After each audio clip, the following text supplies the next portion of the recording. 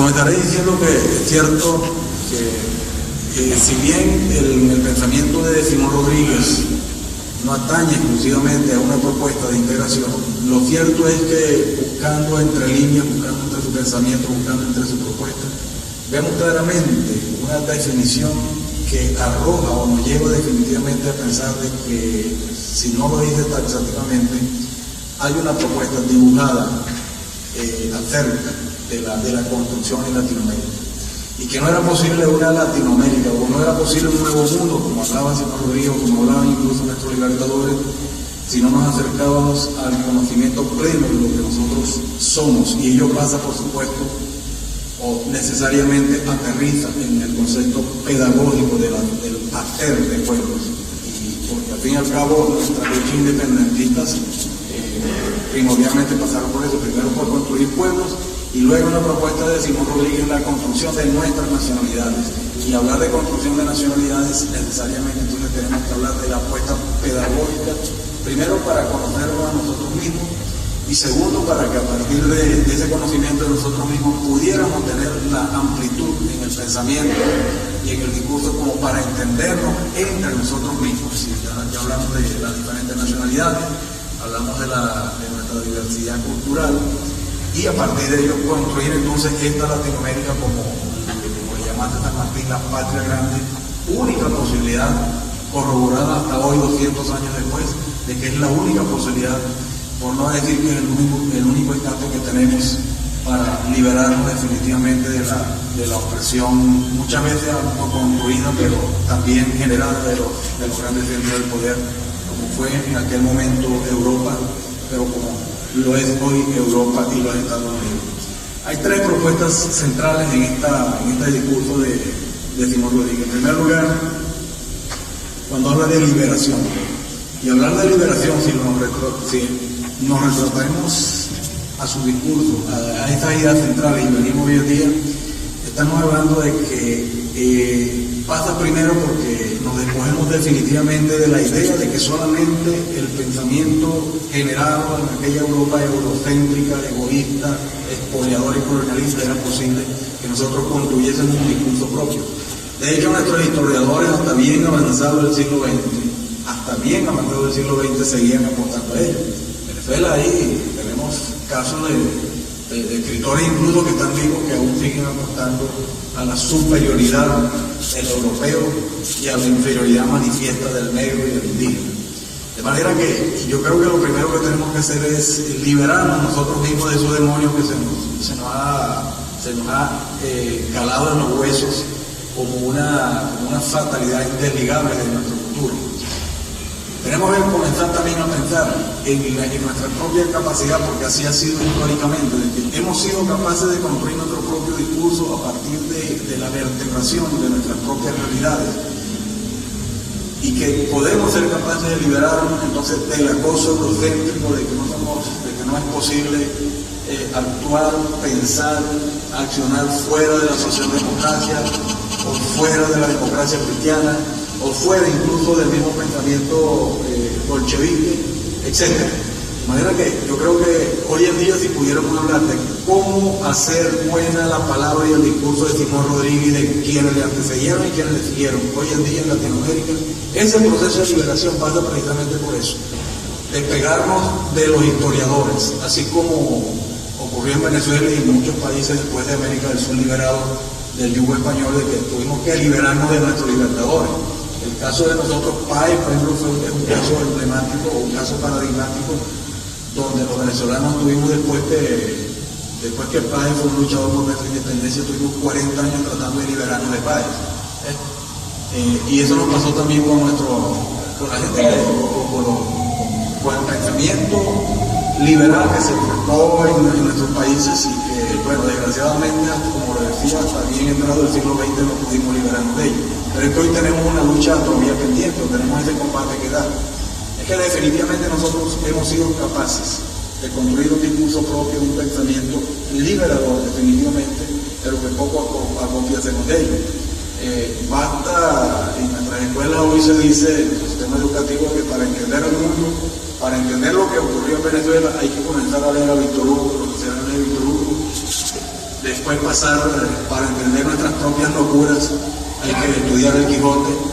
Después hay que leer, por supuesto, a Eduardo Galeano, con las venas abiertas de América Latina.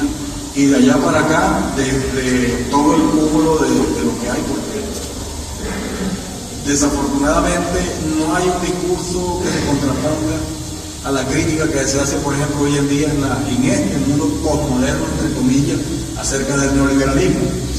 Pero esas son las ataduras que nos mantienen unidos. El neoliberalismo tiene una expresión concreta hoy, pero histórica y culturalmente tiene una expresión que está anclada ya en la época colonial. Es decir, no es nada nuevo, solamente que tiene expresiones, variantes y sutilezas que nos llevan a esto, a lo que es hoy, lo que conocemos como el neoliberalismo, la globalización, etc. El segundo gran concepto que manejaba Simón Rodríguez es la resistencia. Y esta resistencia no era sino la construcción de una propia nacionalidad, de una propia cultura alrededor de lo que somos. Que somos aborígenes, que somos negros y que somos europeos. Y esa confluencia de razas, esa confluencia de cultura es por eso que se denomina la raza cósmica, la raza universal. La raza capaz de construir lo que construían aquella oportunidad, que fue de liberarse, entre otras cosas, no solamente del imperio español, porque a veces se nos olvida que también el imperio inglés, la corona británica, la corona holandesa, la corona francesa, y todavía incluso nos liberamos los españoles, pero todavía Inglaterra sigue en el Caribe, Francia sigue también en el Caribe y acá en Sudamérica incluso, con la Guayana francesa. De manera que ese anclaje en el colonialismo sigue pendiente allí, no a la usanza moderna, con los tratados de libre comercio, no con la exploración económica, con la explotación o sobreexplotación de nuestra mano de obra, de nuestros recursos humanos y nuestros recursos naturales, no, presente allí como colonia, porque Aruba, Bonaire, Curazao, Martinica, Guadalupe, ellos responden a los centros de poder de Europa, no responden, no diría que a una corriente de latinoamericanismo, sino que responden a los propios centros de poder, a la corona y a sus ministros allá en Europa. Y el tercer elemento es la construcción, que si fuimos capaces durante el dominio colonial de sacudirnos del yugo de los imperios, definitivamente sacudirnos el más portentoso imperio que ha existido durante la historia de la humanidad, que son los Estados Unidos, pasa precisamente por reconocer que seguimos siendo víctimas de nuestro propio infortunio y que Simón Rodríguez en su propuesta educativa y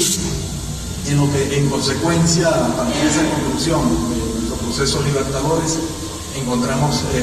claves fecundas, claves propicias, claves perfectamente identificables para la construcción de esa Latinoamérica. Esa Latinoamérica que pasa, por supuesto, dentro de esa concepción de construcción que comienza por el encuentro.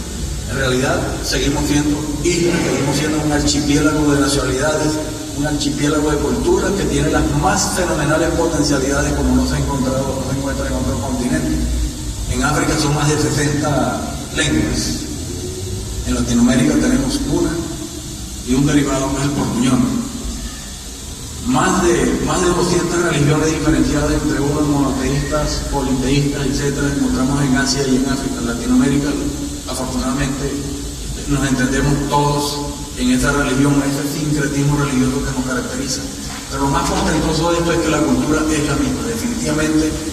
somos, pensamos, queremos y aspiramos a lo que siempre hemos aspirado todos: al progreso, al desarrollo, a la construcción de esa patria grande, porque de lo que sí estamos conscientes y que históricamente tenemos esa hermosa fatalidad es de que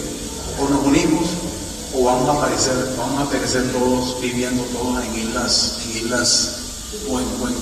compartimentos aislados. De manera que celebro el inicio de la cátedra y con la presencia de ustedes acá, nos emociona transmitir estos sentimientos que en un inicio tienen eso, por supuesto, la búsqueda de conceptos, la búsqueda de bases fundamentales para la construcción de ese discurso. Latinoamérica tiene portentos, Mariátegui, Galeano, estoy hablando de épocas diferentes. De manera que nosotros absolutamente tenemos por qué andar buscando nada en la Europa eurocéntrica, que de paso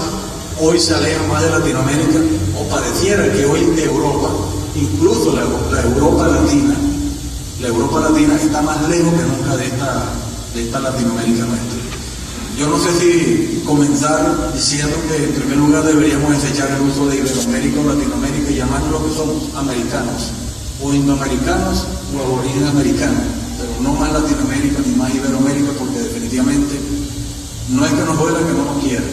sino que ante una querencia de un mal querido preferiblemente no quererlo. Sí. Gracias.